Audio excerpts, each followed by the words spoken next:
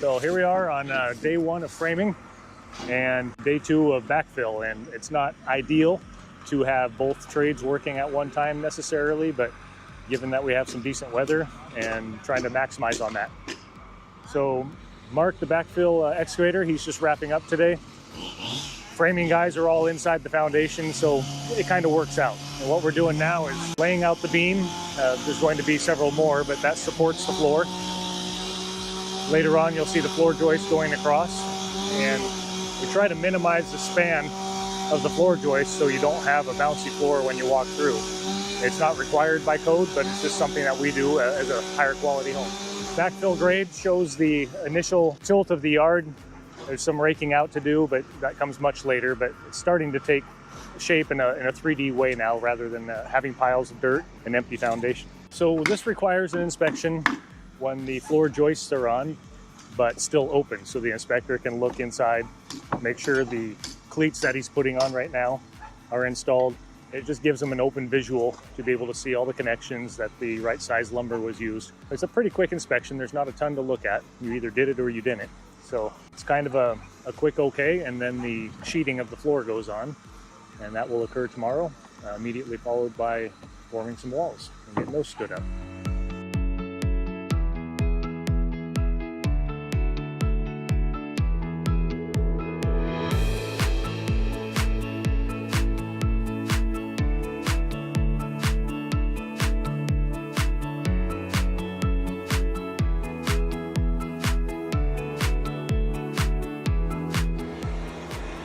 So the topography of this lot was such that we needed to be as high as possible on the backside, as low as possible up front. And this is because you can see the neighbor's driveway is up relatively high. So to defeat that, we rose the concrete up, we hang the joists in, they'll come across, they'll sit on the front of the wall here. Corner lots are ultimately more desirable, and what you really want to do is have your house somewhat proud of the road. So we've achieved that in the front, where we're sitting up a little higher than the road without being overly commanding of that, because our driveway still has a gentle slope going into the garage. It was a real fine line to walk, but we managed to pull it off.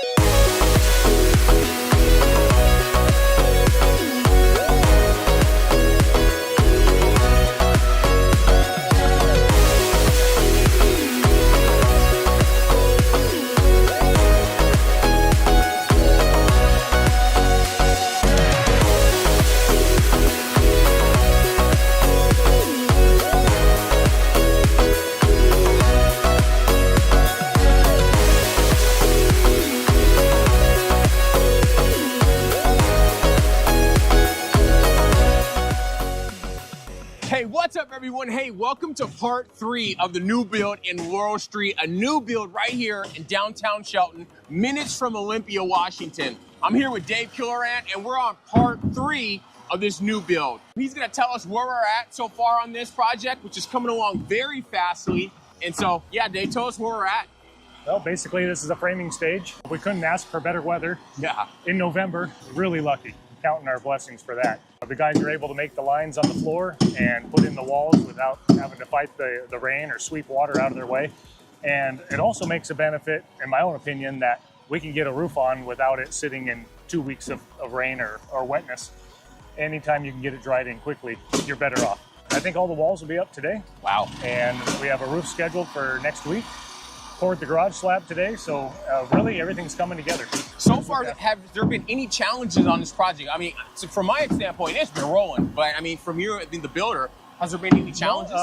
Pretty straightforward, I would say the power line. Yeah. Which you can pan up and see that, but we have a power line coming through the property, servicing the neighbor's house that is way too low, and it would be going right through the living room. So Beauty came by today, temporarily elevated it, so we can continue, but that was going to be a challenge, but I think we've averted that for now.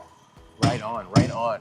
I mean, you got the guys are here. They're doing an amazing job doing the walls. I mean, it's incredible. If you guys remember in the previous video, can you tell us about the flooring and the supports? Now that you got the floor on. The posts and the girders are about 1/3 increments across, and what that does is it just really beefs up the strength of the floor. So instead of a 15-foot span, you're only spanning 7.5 feet. Okay.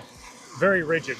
Over the long term, because gravity always works, it prevents the sagging effect also. You go into older houses, especially from the 70s, where they built really long spans of floor, the foundation stays strong, but you often are sinking in the middle of the roof. This is a really well-built home. We're also gonna go and I'm gonna show you the concrete garage floor that was just poured, right? That was just poured today? Maybe 3 hours ago. Yeah. Wow, that concrete floor. Again, beautiful home. It's available for pre-sale. Contact me if you're interested in purchasing a home before it hits the market, guys. This home, when it hits the market, it's gonna fly off the shelf. I'm telling you.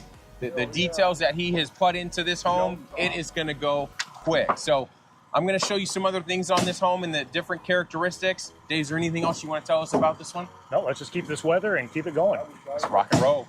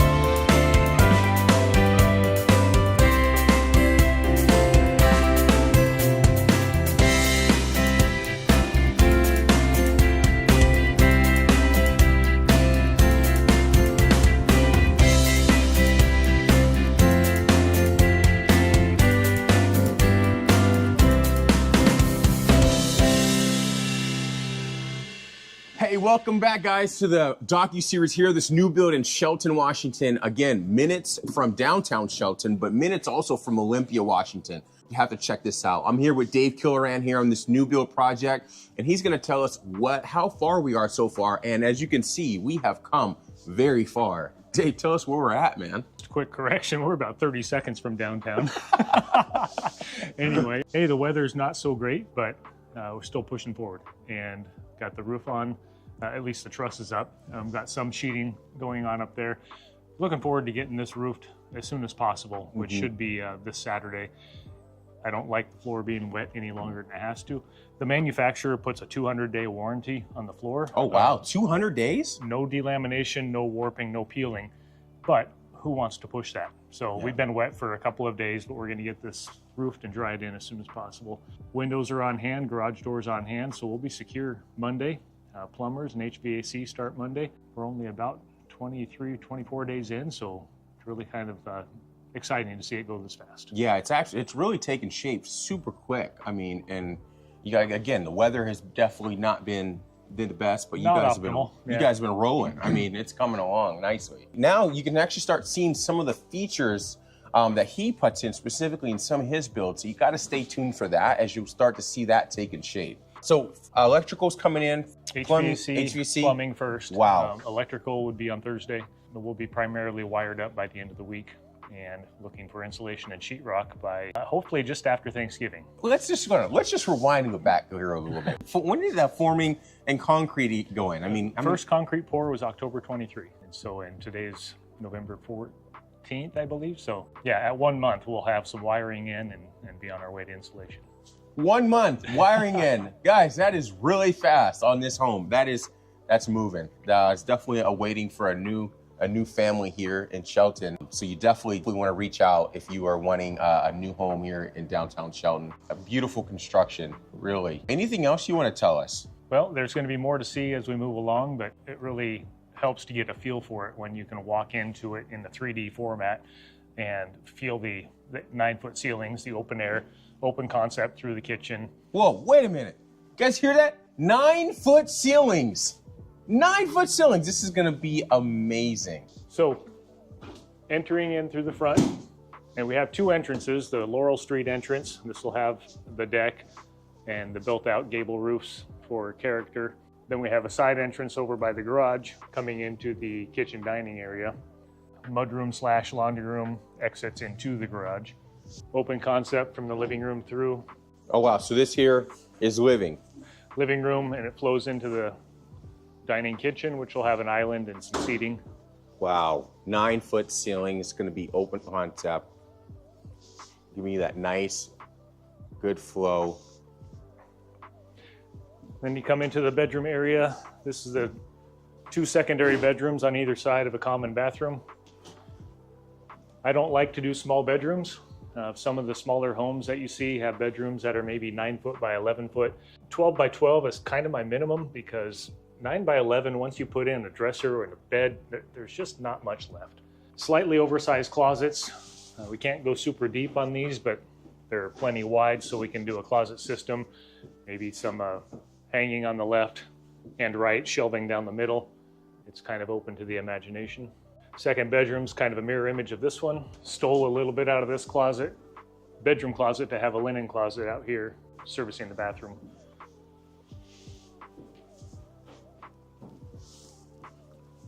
Kitchen cabinets, countertops around this L. Island, seating on the other side. The sink is going to be in the island facing outward. The refrigerator will have a cap wall right here. This enters into the master suite, walk-in closet, and master bath. And you have this massive garage here. Under construction, being built with just finest construction here. Big, huge windows.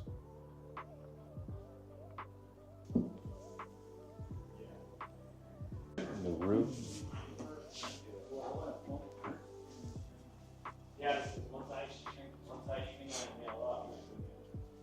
Well, guys, we're definitely this project is running so smoothly. I mean, I think you might be a month ahead of schedule, Dave. It's pushing it.